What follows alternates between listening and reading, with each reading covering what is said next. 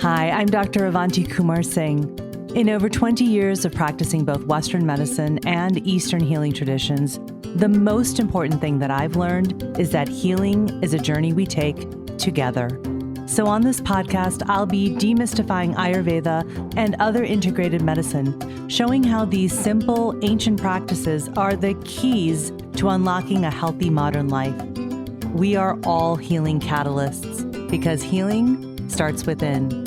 It starts with you, and it starts right now. This is a Soulfire production. Episode number 124. Hello, my beautiful friends. Welcome back to the Healing Catalyst podcast. I am so glad to be here with you.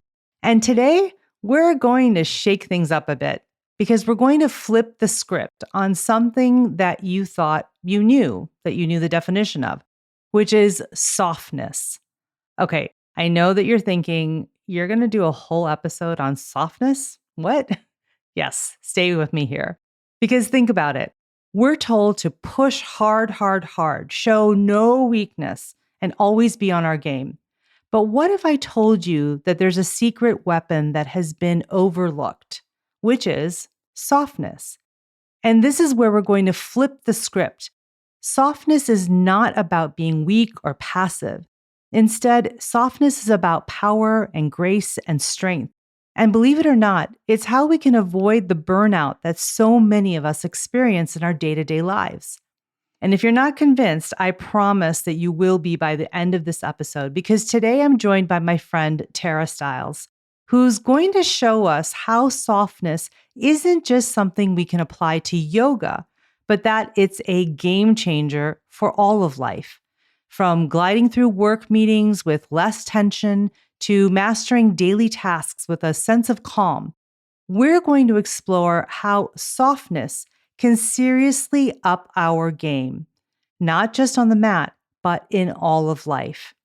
For those of you who don't know Tara Stiles, in addition to being one of my favorite people and a good friend of mine, Tara is the co-founder of Strala Yoga, a best-selling author and well-being expert who has revolutionized yoga for millions of people, transforming a practice that is often seen as dogmatic and guru-based into an everyday movement that supports ease and well-being and connection with the self.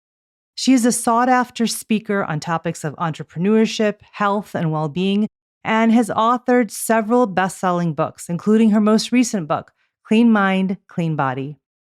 In our conversation, we discuss and challenge the societal norms that glorify strength and rigidity, highlighting how softness fosters deeper connections with the self and with others, and how it enhances resilience and well-being. We also dive into the role of softness in Eastern wisdom traditions, martial arts, and for mental and emotional health. Tara also shares her own personal experiences and her insights from working with thousands of students on integrating softness into practice, both on and off the mat, revealing its potential to empower and bring ease amidst all of life's challenges. So, if you're ready to discover how embracing softness can transform how you respond to challenges, how it can enhance your mental and emotional health, and how it can boost your physical well-being, you're in the right place.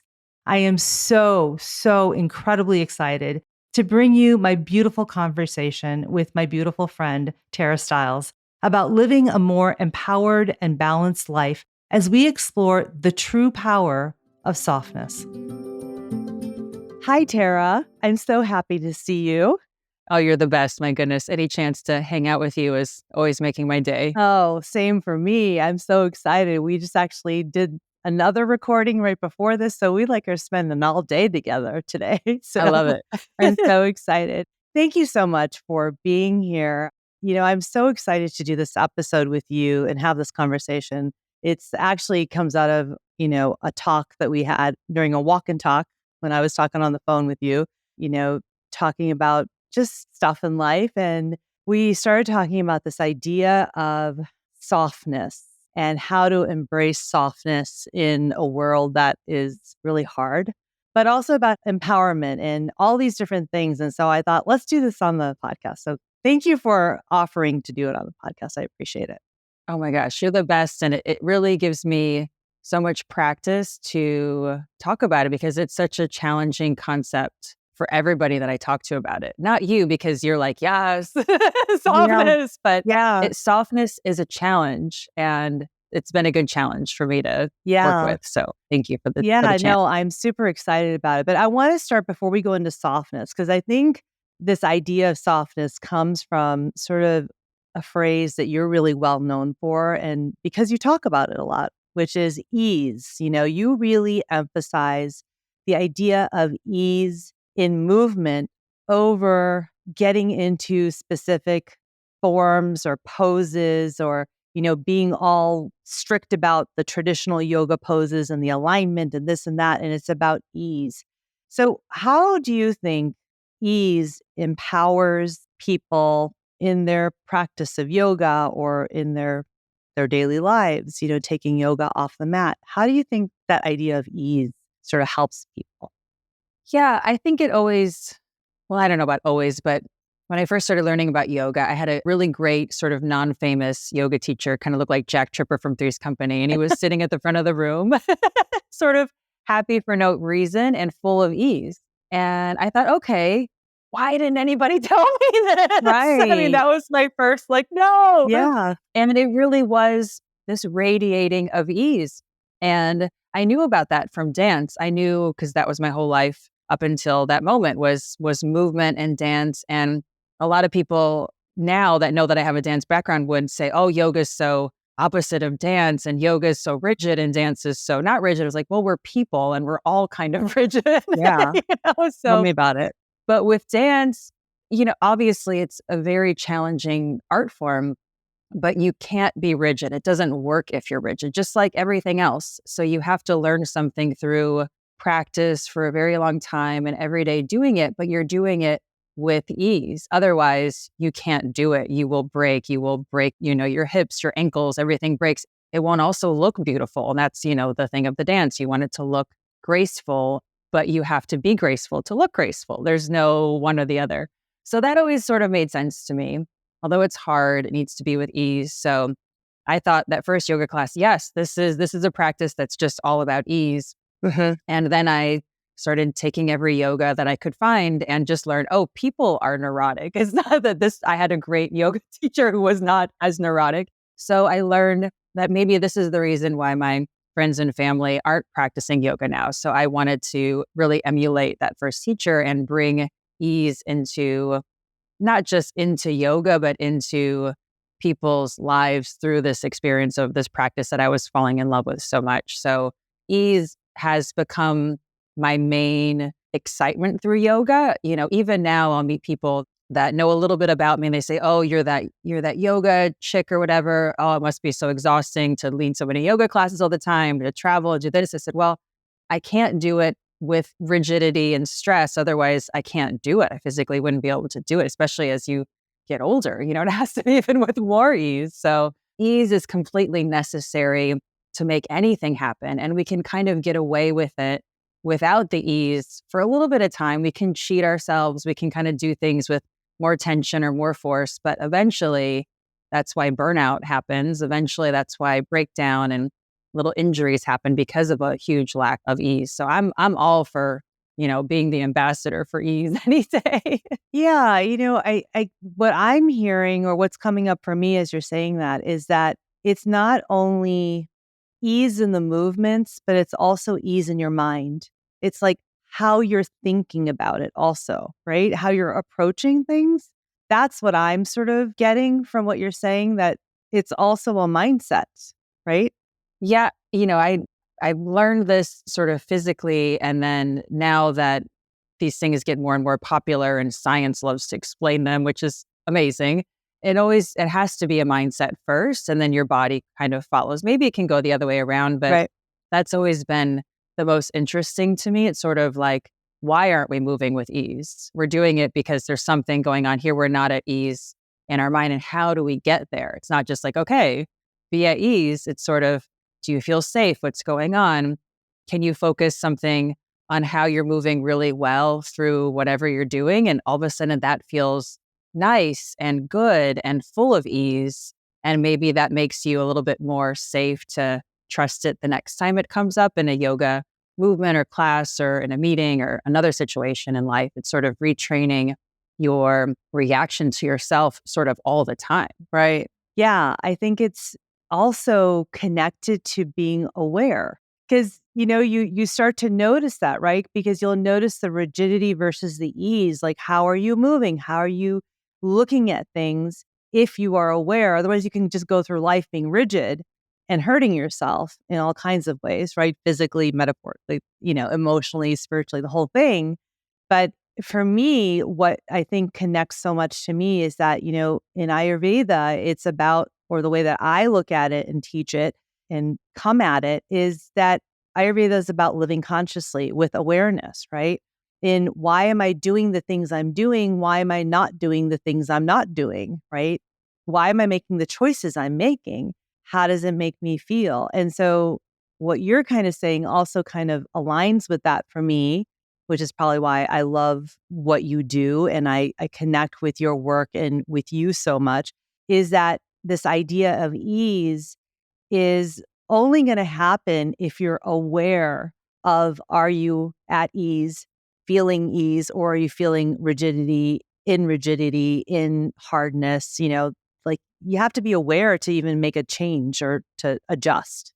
Yeah, something I always loved about really giving myself the freedom just to lead yoga in the way that made sense to me was saying things like, well, notice how you feel. And then my friends who had never done yoga before, they were like, oh, okay. Oh, I feel that feels good or that feels not good or I can go further or not. Yeah. And then my friends that did yoga would be like, what are you talking about? It doesn't matter how I feel. I'm just going to stay here and wait for, the 5 breaths to go by. And I thought, oh my gosh, we've been sort of doing these practices as the destination instead of using these practices to notice what's going on with us. And I think that's just a human problem. There's nothing really wrong with practices. We've just said, okay, this is great. Yoga's amazing. I'm just going to make sure I do it perfectly and then I'll get the results. And I think, I saw the problems with that, but I think a lot of people see the problems with that. I think that's why so many people felt unincluded from yoga because they thought, well, that doesn't make sense, or I don't understand why that doesn't make sense. And so many people now just are changing the way that they teach as well to sort of include more what's actually going on with you. Because once you notice in your yoga practice or whatever your practice is, you notice how you're feeling in that. And I know it sounds kind of corny, like what's going on? How do you feel? But when you notice how you feel, all of a sudden you're aware of how you feel. And it's humongous. You're not just a person doing the yoga. I mean, I even taught a kids yoga yesterday at Daisy's school. And I had them draw a little picture. It was a total risk. I'm like, this could go completely wrong. But I had them draw a little picture at the beginning of yoga. How do you feel right now? And then at the end of the yoga, how do you feel right now? They were excited in the beginning. At the end, they felt kind of, there was more space-like things and more intuition, and they wanted to kind of stay forever. They weren't nervous anymore about what's this yoga class going to be that my parents signed me up for. That's so cool. And it was really cool to see just in drawing, how do you feel? Because this is about you. It's not about me teaching you these things to do. Yeah, we're going to be doing some things and learning how to move your body and your breath-body connection. But all of those things, all of those techniques are tools for you to notice what's going on with you. And that's the most important because you matter. And I think that's what really scares people. Like, I matter. I feel is whatever's going on is important. It's like, yeah. That's all I think. Oh, you should save those pictures, by the way. That's so cool. I let them take them home. Maybe I should take pictures of them before they take them home. Yeah, because you know what? That's such a testament to the before and after of doing a practice, right? Like, yeah, I think all of us, even as adults, could probably, connect those pictures if we looked at them side by side and saw the one that was, a little more excitement and energy or anxiety in the first one, and then that calmness in the second that you're describing. Like, that really is like such a representation of what can happen in yoga if you can do it with ease, right? So I love that. Pretty neat. Super cool. One of the little kids, the first one was kind of just shapes that he draws all the time, like little animals and stuff. And then the last one on the back was like purple and green, like swirls and circles. And like, ooh.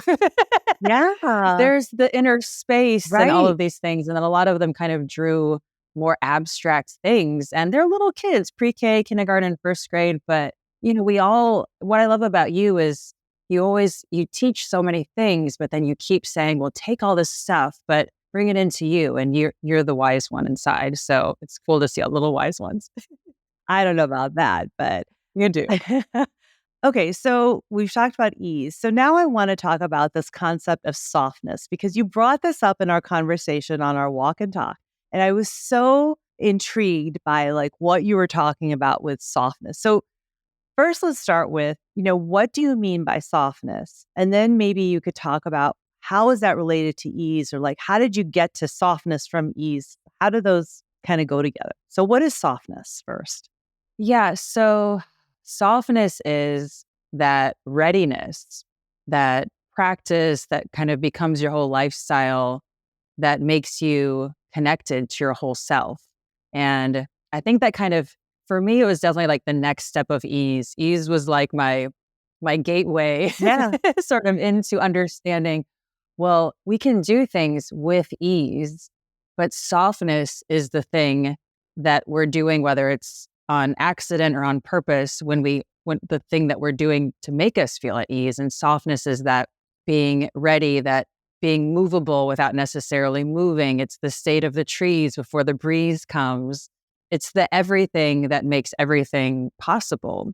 And it got me so excited when I first started learning about the concept of softness because I'm like, that's it. That's the thing that I've been trying to do or doing or leading for all this time, but I haven't sort of discovered it yet. And once I sort of like going in the woods and you find like the one beautiful plant that you're like, this is the plant.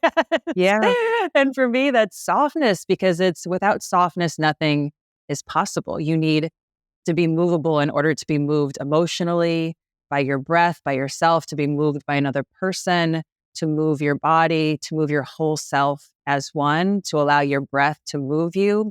You need that softness. And what I love about softness is it's also an action, like a verb. It's like soften.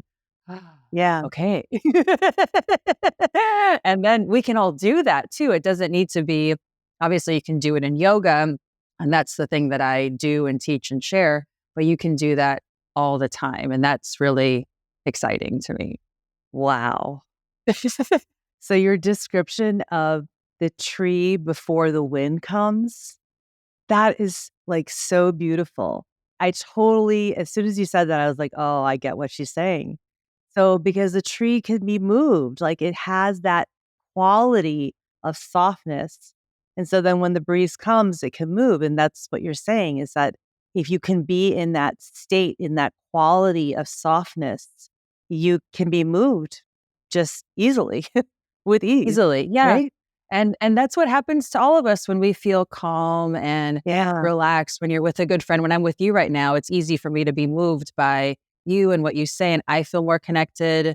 We all have these experiences with family, if we, in a good situation, or, some people say when they're watching a great movie that, gives them that feeling.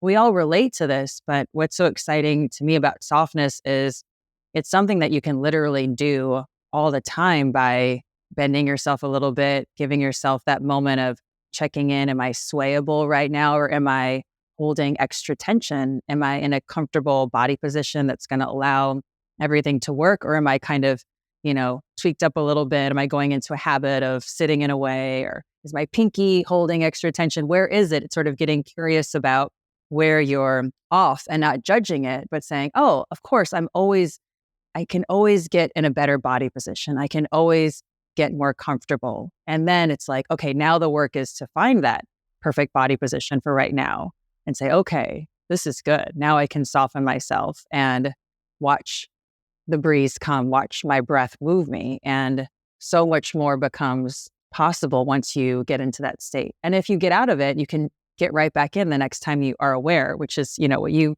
so much of that, just general awareness of it's not happening right now. Oh, I can actually do something about that right now. Right.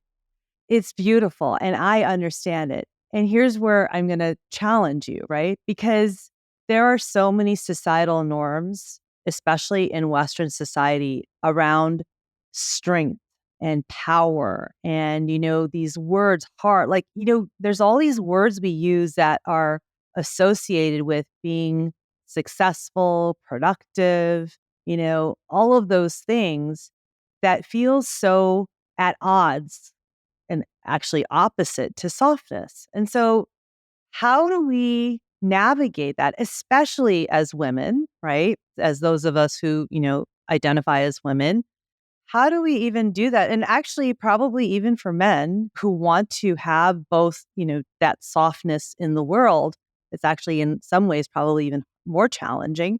But how do we even do that? Because we're in a society that glorifies hardness and strength and power, the exact opposite to what you're talking about. Yeah, no pain, no gain is the A plot, right? Right. And stress is the sign of success. Yeah. And and softness is for Sundays, Yeah. for sure. And I look at that and it's really exciting to me again because I know that it's true. Without softness, you can't have strength. You can have a show of strength, but you can't be truly powerful. If you are powerful without softness, you're going to break and you're going to burn out. And I think the one thing that, gets people more excited than, oh, I burn out, break. Okay, fine. But I still want this. It's like, no, no, no. You're not even reaching anywhere near your potential. If you're going in that direction of, I'm strong, I'm going to push through this. I am, man or woman or whoever, just going, going, going. You got nothing on yourself. But if you allow yourself to soften, move around a little bit, be moved by your breath, then yeah, you feel better. But people don't really, really want to feel better. They want to get more. And this is the way, so American. I was teaching this in Germany once, and I'm like, I can make the American jokes. I'm like, this is how you get more. Uh-huh. It's softness, people. And I really am excited about it because I just feel like it is the next, it's not going to be a trend because softness is, it's just the missing link between all this information we have with wellness and the things. And Ayurveda has it, and we're talking about it. And it's just going to get more and more and more practice. And once we practice it, we can stop talking about it so much and just do it more and then see the benefits from this practice of softness. Because, every time I start talking more about it, sharing more about it, and the yoga about it, and we've been doing this in yoga for a while, but Right. it's all these magic, oh, my life is good now, this is happening. And you can't say it's because of this, or this, but softness is the common denominator in a lot of this. And I'm just excited for more and more people to get into it. Yeah. So I want to tap into something you said, which I think is so key, which is you said that the secret is softness, and that actually, if you want to get ahead, if you want to do more, be more, softness is like the magic. That's the key. And what I was thinking about is your image of the tree, right? Because if you have a tree that can't move, that's like petrified in a way, like just like standing there, stiff, and the wind comes, it's going to knock it down. Like a high enough wind will come and knock it down because it's not like malleable. It can't move, right? That's kind of what you're saying. Yeah, rigid will always be the first to break. Yeah. And if you have this for too long, and I know it's a self-protective thing, and I know we've been all trained this, but if you have this for too long, you will break and you will be the first to break, and you will never know what you're getting more Yeah. is, Yeah. because you're getting more is missing because you're holding yourself back with this idea that you need to be rigid in order to get more. If you soften your body and your whole self, it's not about losing muscle tone or Right. becoming weak. It's about being more capable of all of the things that you're already doing. So it works in your weightlifting if you're a weightlifter. If you use softness, it's gonna work out better for you. It works in your yoga, it works in your business. And it's so fun to teach it to people that do completely different things than I do. And then they go back and they're like, my meetings are going better. Yeah. All these things happen. Right. And it's not a biohack. It's not a gimmick. It's something you can literally do in every moment to connect better with yourself and to connect better with what's happening around you. Yeah. Yeah. And, the trees, they've been trying to teach us this for a I know. while. I think. We took a look to nature, which is the Ayurveda, right? Right there. Yeah. We're both talking about traditions that are sister sciences, So I also want to ask you a question before we move on to, softness in a yoga practice, like specifically. But I want to go back to what you said that, like, when you teach this to people who are doing other things and there's like it's my meetings are going better, my life is going better. Like, how are they applying softness to their lives?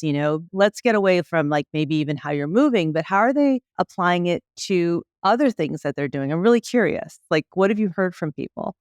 Yeah. So, so many people listening probably have a job or on Zooms, things like that, or just in a group meeting. And we've all had experience with those group meetings going well for us and not going well. And applying softness in that setting can be something that the group doesn't know about, that you're just doing yourself. You're finding a comfortable body position, swaying a little bit, connecting with yourself. And it opens you up to being able to listen better. And we can all improve in listening better. It's sort of, there's no end point. Like, I'm already a good listener. No, we're not, none of us are. Right. So we listen better. Yeah. And we're able to communicate our thoughts better. People are more open to us because we're more connected to ourselves. We feel better to be around. And it just really works in that situation. And, I have this experience all the time making dinner. There's only so much time, there's activities going on. If I'm sitting there chopping the vegetables, rushed and hurried, I'm much more likely to cut myself or burn myself in the oven. We've all had those experiences. But when I apply softness, I'm going to get in a better body position. I have the same amount of time to do the thing. Yeah. It's not about taking time out to do your self-care, which is fine if you can. Yeah. But right in the moment with the vegetables, Right. doing the thing, seeing if I'm swayable and still doing the thing, myself and everybody I talk to, you get more done with less time. You become more efficient, more connected, more capable, and more happens. And you also have your ability to think clearly. We all relate to this frazzled mindset because it's so easy to do. And then, yeah, of course, you cut your finger, you burn yourself and you're stressed, and the kids are screaming and the partner's screaming and the TV's on and the social media is there. But we can change all of that by moving ourselves a little bit better in the kitchen, in the meeting, in the anything, and just to see what happens. People will literally come up to you and say, "What are you doing? Right. What's your skincare Yeah. routine?" Yeah. Yeah. No, they What's will. happening? Yeah. What's coming up for me also as you're saying that is because you keep saying connection with softness, that it allows you to connect with yourself. It allows you to connect with others. And it's so interesting because I actually was just doing my line edits for my book that's coming out at the end of the year. I was doing this last night. I was reading the last chapter, and it's actually, I've written about connection. And it's specifically about connection to others, connection to the world around you, connection to self, connection to the divine. And what you're saying is so in line with what I was saying there is that when you, at least what I'm hearing from you is that this softness, this mindset, this approach to life of being in softness allows you to connect in a different way with yourself, with others, with the world, with the divine, whatever you want to call it. And everything just kind of goes better. Yeah, it's amazing. There's an easy example for my life right now is on Fridays at Daisy's school, they invite the parents. They have this morning meeting thing. And the first few months of going into that, I was really having to work hard on my softness practice. So I felt comfortable. I was really nervous. New schools, Daisy's going to be happy, new parents, whatever. And I really focused on it every meeting. And I did make a new friend or I met a new parent, but I knew it was because I was doing the softness thing because a lot of parents don't want to make friends. Maybe they do, but they're, I'm busy, busy, busy. I'm going to be over here. But I've connected with those parents too, and they're wonderful people. Fast forward to, almost the end of the school year. Now I go into those morning meetings and I feel like I almost work at the school. I'm happy to be there. I mean, that's my personality too, but it's because I'm doing the softness thing. And today they did this thing in a circle, this hand squeeze, activity. And a couple of the boys in Daisy's class were being really rowdy together. And the teacher kind of looked at me and she's like, I don't know what to do. And I was like, is it okay if I join the circle? So I joined the circle between them two and got down on my knees and held the hands. And I'm like, is it okay if I'm here? Asking them. And they thought it was really cool and weird that, Daisy's mom joined the circle.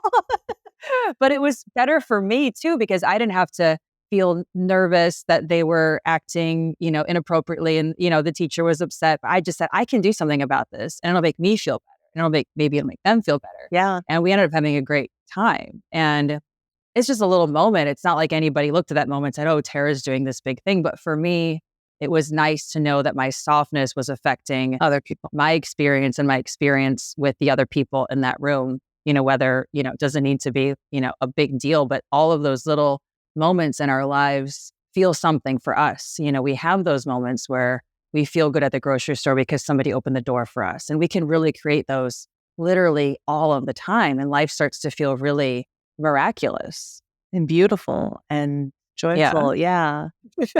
Yeah. I mean, it's amazing. It's amazing when you think about it that way. I'm having so many ahas that I didn't have on our walk a few days ago when we started talking about this. So thank you for that. Yeah, this idea of softness as the way that you can connect with everything.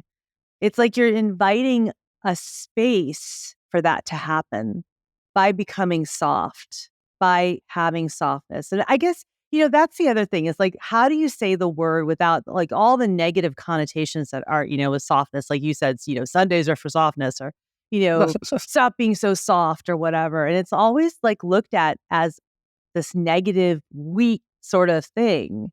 And you're actually helping me see that it is exactly the opposite. It's actually very powerful. It's very powerful. I think it's worth sticking to the word that it is and not trying to change it. I remember when I first started talking about softness years ago, and again, it was funny because we're in Europe a lot, and it was in Germany. And there was a woman, people were coming back from a training and they were kind of reporting about how it was going. And this one woman said to me, do you have a different word for softness? Because in German, it means something very bad. And I said, well, in English, it also means something very bad. Not like a bad, like a foul word or something, but just the woman said it means to melt like butter.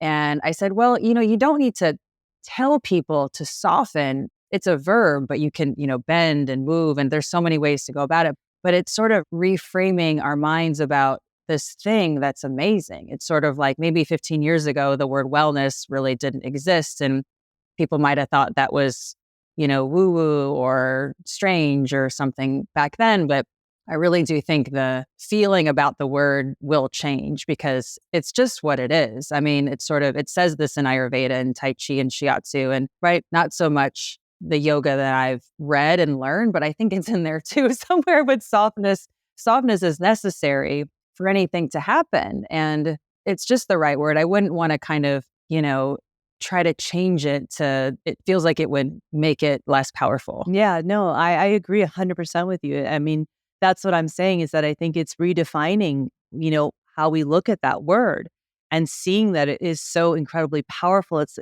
quite the opposite of what many of us have been sort of told or sold about the word or about what that means, And to your point, I think this idea of softness, has been in so many of the Eastern healing traditions, Eastern wisdom traditions, like even in Ayurveda, right? We have the 20 qualities.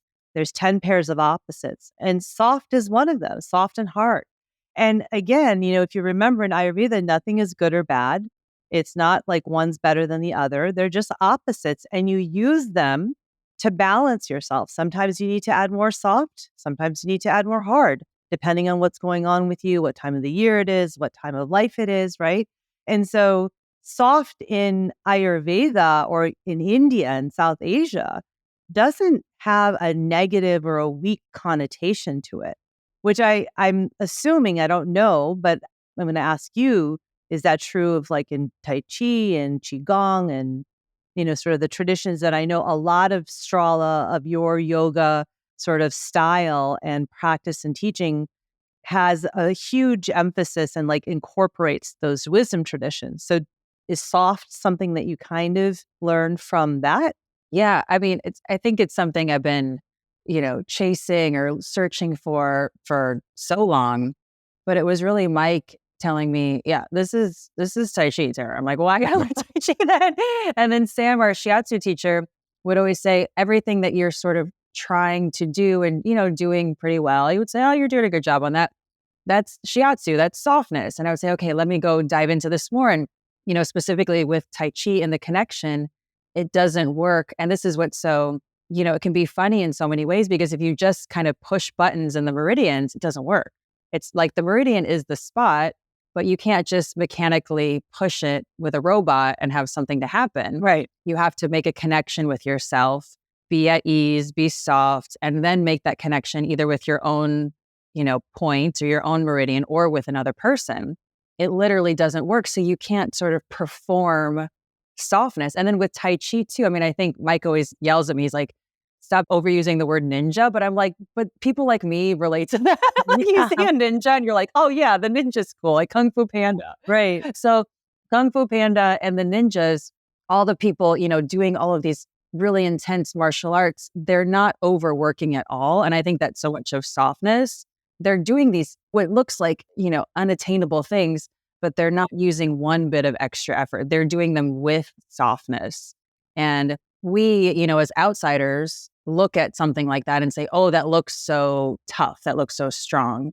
But the experience of the ninja doing it, or the person, I shouldn't say that, like it's full of softness and ease. So it's just a perception issue, I think is kind of interesting. Yeah. And it's very much a Western perception, because I don't think that the Eastern perception is that it's hard and, like what we think of a ninja. It's actually, they know the power is coming from the softness, from the ease, from the sort of ability to be moved, right, by the energy and move with it. And yeah, there's just a different understanding, which I think is so, so key, and is just so, it's a bigger sort of a part of a bigger discussion about, the difference between West, East, when it comes to health, medicine, wellness, right? The perspectives that we have, and why I love sort of how the work that I'm trying to do, which is to bring it together, because there's a balance between both of them. They can both help us a lot. But I'm really intrigued by this idea of softness. I'm going to have to think about it a lot more. But let me ask you this, how do you see when you're teaching this, how do you see softness as a benefit for not necessarily the physical, because I think you've talked about that, but really mental and emotional health? What have you seen, happen with students or even with yourself? Yeah, that's the main thing for me. I sort of see, the movements that you do and all of that. It's wonderful. It's great. It's going to even out your body, do for it what you need to do it, but you're in your body, So I feel like that's really the main thing. And hopefully I'm getting better at teaching it in a way where I don't feel like I have to, I say the word soften sometimes, but it's more of an action, like, soften your elbows, whatever. It doesn't come across like, and now we're going to soften. Like, I don't want to scare people with it. Yeah, So right. it's just another word for bend, really, in the movements. But if I'm able to do it from the moment I walk into the yoga studio or turn on the online class to the end, and hopefully keep doing it in my life, then I'm able to share it in that way. So it's really this way of relating to yourself. It's really a lifestyle of how you connect with yourself first. And I've seen a huge shift in myself, even in the last 5 years, when real, almost life stressful things happen, less freakouts have happened for me. And it's not that the hard things don't happen. And, that podcast that Glennon Doyle has, that we can do hard things, I want to call her up and be like, with softness. So we can do hard things. We don't have to Yeah. hurt ourselves in the process and feel like garbage. We all are doing such hard things, but we can do them with softness and feel good in the process. And I feel like we're all kind of in this tipping point of we need it. Otherwise, we can't do hard things anymore. We're going to collectively, burn out again. And I've really seen a shift in my life, just looking at circumstances or things in my family and things that have happened and saying, well, maybe when I first got into yoga and these things happened, I don't think I would have been as prepared as now. And it's not just, oh, I've been doing yoga more. It's I've been doing yoga with softness for a longer period of time. So it's sort of protected me from these hard things. And I haven't had, I've been able to be in them and be like, oh, that's interesting that just happened. Or, with my dad in the hospital, I can now sit with him and arrange myself and connect with him to maybe help him feel better with his tremors and make good relationships with the nurses and doctors coming and ask them how they're doing, what's going on. And I'm thinking, and I got so much feedback just from the medical professionals saying, well, what are you doing? Most people would be freaking out right now. And yeah, these are everybody's going to go through, haven't been through like family members in the hospital and illnesses and death and dying and all this stuff. But it really, you can do it with a panic or you can do it with softness. And I just feel so grateful that I had softness a little bit before life started to get really hard. And now I'm like, I can do it. I can do these hard things with ease. And even, it sounds kind of strange, but with joy and make connections. And I had a lot of nurses email me after my dad passed and say, it was just really neat to see you kind of walk around and take care of your mom and take care of your dad and even ask us how we were doing and all of those things. And I didn't think, oh, I'm doing these things to make the nurses happy. I'm doing them, first of all, for myself, so I don't panic, but then also, for the people, for my dad and for my mom. But it does really radiate out when you do these things. And we all know that we want to be calm and at ease all the time because we know that our actions affect others. But for me, I've really kind of locked onto this. Like, I need to be soft all the time because I don't want to walk around kind of littering the world with my own emotional and physical garbage. I want to walk around and make the world a better place just by being in it. And that's really become really clear to me with softness. Yeah, it's making me think about actually what I have learned in the past year, which is, and I've said this quite a few times on this podcast, is that Ayurveda is protective. That's like a very clear message that's come to me. And more than preventative, it is protective. It protects you every day. And what I realized is that I was able to, bounce back from every treatment, every side effect, every symptom last year that I had during my cancer healing journey a lot better. And what I'm realizing right now as you're talking is that I was practicing softness. And that is part of what I learned in Ayurveda. I didn't call it softness. I think maybe I was calling it more like balance a little bit, like using the opposite qualities or something. Not really even sure. I'm thinking about this as I'm talking to you right now. But the image that came to me when you were just sharing about your father in the hospital and how you were practicing softness, the image that came to me was when I was sitting in the chemotherapy chair and I would allow myself to just chill out, to get soft, to soften, to feel that softness, right? And just receive and actually almost like transmute that I was putting these chemicals into my body that I was really having a hard time with. And I knew was going to make me very sick the next, 8 days. But I was able to practice softness in that moment when I was receiving the chemotherapy. And it changed my experience in the moment and also after. And I think it's this combination, and I'm not even really sure. I'm going to have to think about this more. Maybe we'll have to talk about it again. But there's something there about, it being a practice that I probably was already doing within my Ayurvedic practice, like in the way that I am approaching the world, and I didn't even realize it.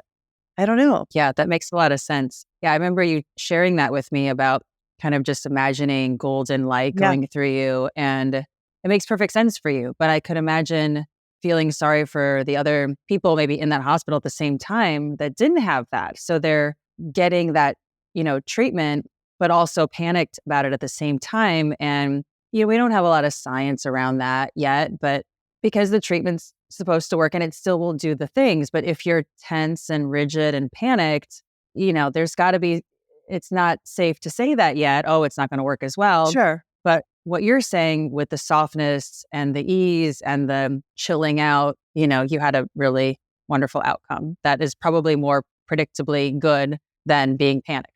Yeah. And I also experienced it different. So forget about the outcome even. Again, to your point earlier that, we're always so worried about the destination with the yoga pose. I really had to release, and I think this is true for anyone going through something, a difficult diagnosis, a chronic illness. If you are always focused on the destination, it's going to be really tough. It's really stressful. It's really anxiety producing. But if you can stay in the process, right, and sort of allow yourself to just be here right now and go one step at a time and be in that softness, quite literally what you're saying, I think it transforms your experience, quite literally. And that makes all the difference for sure in the outcome. Like that for sure, we know is that if you can get yourself into a place that is not as sympathetic, high ratchet, like high stress space, you are actually going to do much better as far as your body healing, you being able to receive any kind of therapy that you're getting much better. Everything works better. We know that. So there is some science to it, not exactly extrapolated to softness, but we'll get there. I'm Yeah, making we'll some get there. connections as we're talking. We're going to make it cool first. Yeah, exactly. Once it's cool. Yeah. Yeah. So let's talk about this because I know that, we've been talking a little bit that how do we empower ourselves using softness? I mean, we've talked about, kind of changing the definition and coming at it from a different perspective, but like, how can it really help us feel more empowered and help us transform even in all of our life, not just in yoga, but in life in general? I think something that's cool for an experiment for people, and it's been a great experiment for myself, is, a lot of people talk to me and they say, okay, softness, that's great. Yoga, cool. It's all easy anyway. Yeah. And I say, well, try a more challenging sequence for your yoga and see how far you can go with softness. And it's not about doing a movement that's dangerous or stressful by nature, but it's, can you do something that's closer to your comfort zone being there? Like, how much can you expand your comfort zone without panicking? And I think that's a really good sort of softness test in a way. And I've kind of upped my yoga routine a bit. And I'm like you, I love my gentle yoga. Yeah. And it's all with softness. It's not like, I'm not a fan of like compartmentalizing, like hard on Tuesdays and this on this. But if I'm going to do a more challenging yoga routine, it's not changing the moves. It's not doing something that would cause me joint pain or something. Maybe it's holding a plank pose for as long as I can. And then I put my knees down when I need to. And it's sort of saying, well, how long can I hold this without a panic? And what can I do while I'm holding this to not panic? And that's always being a bit more movable. So a little bend in my joints. Can I sway or a little shift side to side and forward and back? And then all of a sudden I can stay in this position that's actually building this empowered mental, emotional, and physical feeling with softness. And I love this kind of test. And it's funny because I figured out this test a long time ago when I first started leading yoga in New York to sort of busy business types, and they would all want their workout, Right. and it would be so annoying to me until I figured out that I could hold a plank pose longer than all these really muscly guys and women. And I would say, okay, let's do this plank pose. And I would say, let's see who can stay here the longest. And I would do my softness trick, but with ease. I wasn't really thinking about softness so much, but a few of the things. And they would start 10, 30 seconds, 1 minute in doing it, but start to like, oh, I'm going to just put all my effort into this. And then the sweat would start dripping. And I'm over there like, little Tara from Illinois, like just chilling it. Hanging out, What do chilling I have to out. lose? Yeah. And it's not like I can stay for 10 minutes at a plank pose, but I can outlast pretty much anybody that I go to a little contest with who's not employing softness. Now, if I can teach these people how to soften, they're going to be able to stay much longer because their bodies are much stronger than Right. me. But I could stay so much longer with that. And I think those challenging tips, we living in the Berkshires now. So walking up a mountain, that's challenging for me, just going for a walk up a hill. But I can do that with softness and I can go so much further than if I was like, oh, when's this over? I'm doing this for my health, kind of a thing. I could take a CrossFit class with a friend and be smiling the whole time and be doing really well and, finish and surprise everybody. Oh, I didn't think you could do that. I'm like, yeah, of course I can. But I'm not grunting and furrowing my brow and freaking out like some of the culture of maybe the people in the class are doing. I'm doing it like we did wall balls. I did wall ball to this. And instead of throwing the ball down and kind of huffing to the next station, I would move it down and move from my middle to the next station. I'd be on the rowing machine 10 seconds before everybody else. And they're all way stronger than me, but I can ninja my way with softness. So whatever your hard thing is, give it a test with softness and see how much more you can do. Because it's really incredible to me. Yeah. And I'm thinking that it's even beyond the physical stuff. Like Yeah. just if you have this mindset of softness, how many more things can you do that you thought you couldn't do? And it's not about being more productive and getting more shit off your to-do list or anything like that. That's not what I'm talking about.